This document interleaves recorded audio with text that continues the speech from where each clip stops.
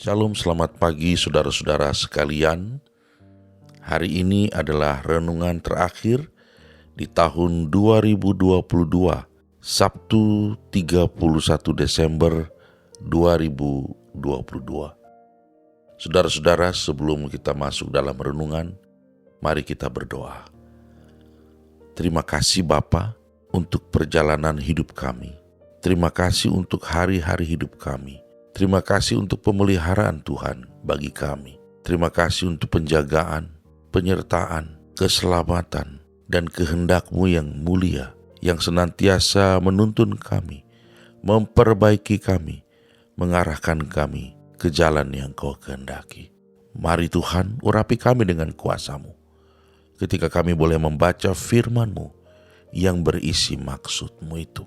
Di dalam nama Tuhan Yesus kami berdoa. Amin. Saudara-saudara yang dikasihi oleh Tuhan, pembacaan firman Tuhan pada pagi hari ini diambil dari kitab Pengkhotbah 2 ayat yang ketiga. Demikian firman Tuhan. Aku menyelidiki diriku dengan menyegarkan tubuhku dengan anggur, sedang akal budiku tetap memimpin dengan hikmat, dan dengan memperoleh kebebalan, sampai aku mengetahui apa yang baik bagi anak-anak manusia, untuk dilakukan di bawah langit selama hidup mereka yang pendek itu. Tema pemberitaan firman Tuhan kita pagi hari ini adalah evaluasi diri. Saudara-saudara yang dikasihi oleh Tuhan, setiap kali saya membawa mobil saya untuk diservis, saya melihat bahwa bengkel resmi memiliki standar pengecekan yang baku. Ada begitu banyak checklist yang menunjukkan bahwa ada banyak hal yang perlu diperiksa dengan teliti. Tidak boleh dilewatkan atau diabaikan begitu saja. Inilah yang membedakan antara bengkel mobil resmi yang biasanya bagian dari dealer dibanding dengan bengkel mobil biasa. Jika di bengkel mobil biasa, biasanya kita hanya menceritakan apa keluhan kita terhadap mobil kita, dan keluhan itu saja yang akan ditangani, bukan dicek secara menyeluruh. Sementara di bengkel mobil resmi, semua bagian mobil dicek. Jika mobil secara berkala perlu diservis untuk dilakukan pengecekan ulang, demikian juga halnya dengan hidup kita. Kita perlu melakukan evaluasi diri.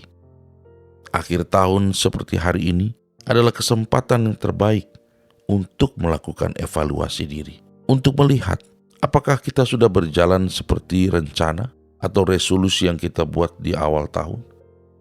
Cara kita melakukan evaluasi diri juga perlu diperhatikan.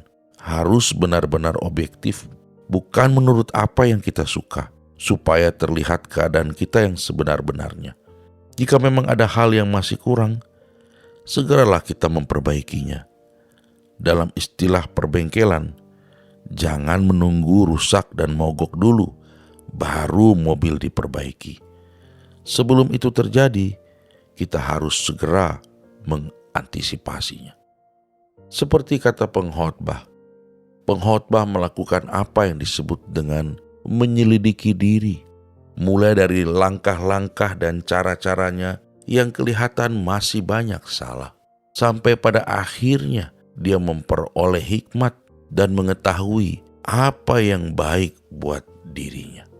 Hidup kita bisa saja maju dan menjadi lebih maksimal kalau kita membiasakan melakukan evaluasi diri, mengetahui apa yang masih kurang, apa kelemahan yang perlu kita perbaiki, hal-hal apa yang sudah baik yang kita perlu pertahankan atau malah kita pertajam. Evaluasi diri juga memberi gambaran tentang bagaimana hubungan kita dengan Tuhan, bagaimana hubungan kita dengan orang-orang yang kita sayangi. Dengan demikian, kita sadar bahwa kita tidak sempurna. Kita perlu mendapatkan tuntunan, kita perlu mendapatkan penyetelan agar hidup ini tidak berjalan mundur atau jalan di tempat. Tuhan sangat mengasihi kita. Dia tidak ingin membiarkan kita begitu-begitu saja. Benar, Dia menerima kita apa adanya, tetapi Dia tidak mau kita terus apa adanya. Dia ingin mengembangkan kita sesuai dengan kehendak-Nya. Kalau hari ini ada banyak hal saudara sudah capai, lihatlah bagaimana dengan hidupmu sendiri. Bagaimana dengan karaktermu? Bagaimana dengan sikapmu? Bagaimana dengan ketundukanmu? Bagaimana dengan kekudusanmu? Bagaimana dengan penyerahanmu? Bagaimana dengan imanmu? Semua itu Tuhan inginkan terus mengalami peningkatan dan perubahan sejalan dengan kehendak-Nya yang mulia atas hidup kita masing-masing. Selamat memasuki tahun yang baru 2023. Kita berdoa. Bapa di surga, kami menyadari bahwa evaluasi diri itu perlu agar kami dapat melakukan pengembangan diri secara terus-menerus. Jangan biarkan kami bangga dengan pencapaian-pencapaian yang membuat kami berhenti berubah. Jangan biarkan kami cepat bangga, cepat menyerah, atau cepat merasa puas. Sebaliknya, tuntunlah kami terus. Biarlah kami terus berada dalam pimpinan Tuhan semata-mata. Sertai saudara-saudara kami yang sampai akan memasuki pergantian tahun, masih berjuang dengan sakit mereka. Tuhan menyembuhkan, Tuhan memulihkan mereka. Juga saudara-saudara kami yang sepanjang 2022 berharap ini dan itu, tetapi belum juga memperolehnya. Kiranya mereka diberikan kesabaran, diberikan kekuatan dan pengharapan bahwa di dalam Kristus tidak ada kata terlambat. Segala sesuatu tepat pada waktunya. Bagi mereka yang bertarung dengan masalah-masalah yang sampai pergantian tahun, masalah itu masih melilit dan mendera mereka, Tuhan kiranya memberi kekuatan. Terima kasih Bapa.